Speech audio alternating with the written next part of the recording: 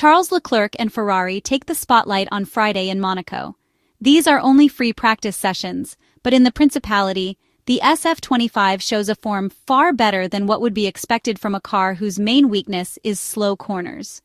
McLaren is preparing to fight, provided they can sort out the first sector, and Max Verstappen is not to be counted out either, confident in closing the gap to the front and possibly clawing back more championship points.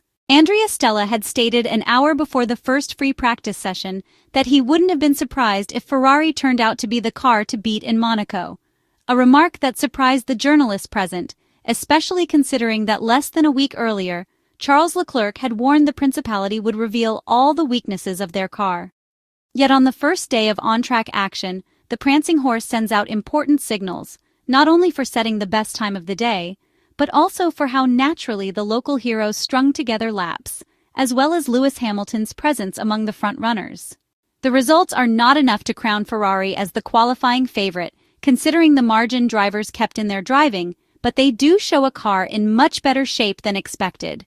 The SF-25's preference for higher speed cornering is evident, with Charles Leclerc gaining a tenth and a half on the McLaren MCL39 cars in the first sector, featuring curves like Saint-Devote, Massenet, and Casino, taken at 100 to 150 kilometers per hour, the fastest on the track. The real news, however, is a Ferrari that can hold its own against McLaren in the second half of the lap, dominated by slow corners. It is the peculiarities of the Principality that breathe life into a car that has struggled with slow corners since the start of the season. Deputy Team Principal Jerome D'Ambrosio noted that it was always difficult to judge competitiveness in high or low-speed sections, as it depended on how the car was set up and on the average speed of the high-speed areas. The Belgian explained that, for example, long straights imposed certain limitations, whereas Monaco had fewer of them. One of the SF-25's biggest shortcomings is its ride height management. So far, excessive floor wear has forced the team to raise the car and stiffen the suspension, compromising mechanical grip and traction in slow corners. But in Monte Carlo, the straights and high-speed sections, where the car generates maximum downforce by pressing into the ground, are minimal, which mitigates the problem. Ferrari can therefore soften the suspension and regain competitiveness in the slow sections, on a track whose bumps force all teams, not just Ferrari, to raise the ride height. Andrea Stella explained that in Monaco it was difficult to run the car close to the ground, because doing so would require excessively stiffening the suspension, which would then compromise performance over the curbs. The former Ferrari engineer added that ideally the wheels should follow the track profile, but if the car was too stiff, it would not be able to do so. The Italian outlines the typical trade-off between generating aerodynamic load by running low and stiff, or softening the suspension to favor mechanical grip and agility over bumps and curbs. Freed from excessive concerns about floor wear compromising the setup, Ferrari rediscovers in the SF-25 a car capable of handling surface irregularities, like its predecessors. Dreaming is allowed, but pole position for the Italian side will also depend on how well they can prepare and exploit the new tires in the qualifying session. For now, the two Ferrari cars are split by Oscar Piastri, second and only 0.038 seconds behind Charles Leclerc. The narrow gap is partly due to the Australian setting his time later, benefiting from improved track conditions after losing time in the pits for repairs following a crash at Saint-Devote. Nonetheless, McLaren's drivers seem to be Ferrari's main challengers heading into qualifying, taking advantage of an MCL39 that excels in slow corners. The first sector still needs work, where the gap to Charles Leclerc suggests a balanced choice that compromises performance in the faster sections. Drivers and team principals agree that qualifying will remain the most important session of the weekend, but the mandatory double pit stop increases the variables for the race. Full fuel simulations show Charles Leclerc ahead, although he benefited from being the only one to run the hard compound over a long stint. Ferrari still proves to be a reference on medium tires as well, with Lewis Hamilton clocking slightly quicker times than Lando Norris. Unlike Ferrari and Red Bull, however, McLaren and Mercedes choose to save two sets of hard tires for the race. Details that might seem minor, but behind the scenes teams are already considering possible strategic scenarios.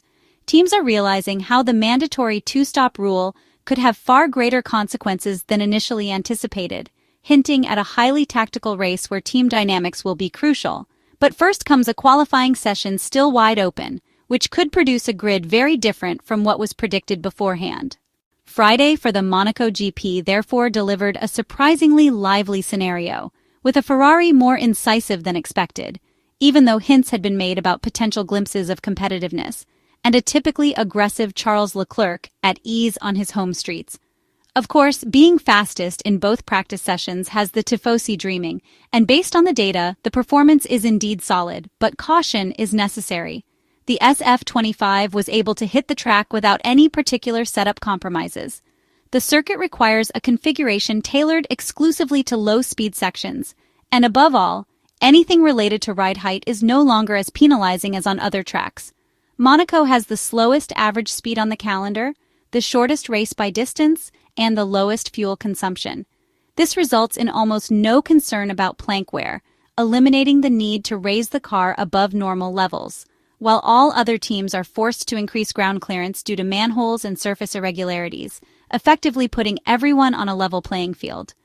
Overall, the SF-25 seemed to move in the right direction between sessions, showing good balance and especially a rear end capable of putting power down, displaying a level of traction not yet seen this year. This also appeared, however, thanks to an engine mode that, based on the data, looked more generous than rivals, perhaps to check whether such torque levels could be used, including McLaren, with the gap line clearly increasing along the straights, a telltale sign of greater power output. Ferrari's traction capabilities deserve emphasis, confirming a much softer rear-end setup than seen so far this year, with positive repercussions on performance. Ahead of qualifying, should current performance levels hold, there is another important strategic element to consider. Lando Norris and Oscar Piastri are fully involved in the title fight, whereas Charles Leclerc and Lewis Hamilton have more short-term goals. This could weigh heavily in how much risk each driver is willing to take in qualifying. In Monaco, more than anywhere else, Saturday afternoon decides everything, and those with more to lose might avoid pushing to the absolute limit. One final technical note on the MCL 39 single-seater. In Oscar Piastri's off-track moment, it became evident that once he braked slightly too late, he could no longer load the front end, despite heavy braking. The car's extreme anti-dive setup was clear, with the suspension refusing to compress and the front beginning to slide with understeer and a lack of direction. This confirms a front end, and a car overall, that remains tricky to drive, an issue Lando Norris has mentioned since the start of the 2025 Formula One season. In conclusion, Friday showed a competitive Ferrari, but with caveats, especially given a McLaren that appears to have room to grow. Red Bull and Max Verstappen can never be counted out, so all that's left is to await one of the most beautiful days in the Formula One calendar, Monaco Saturday.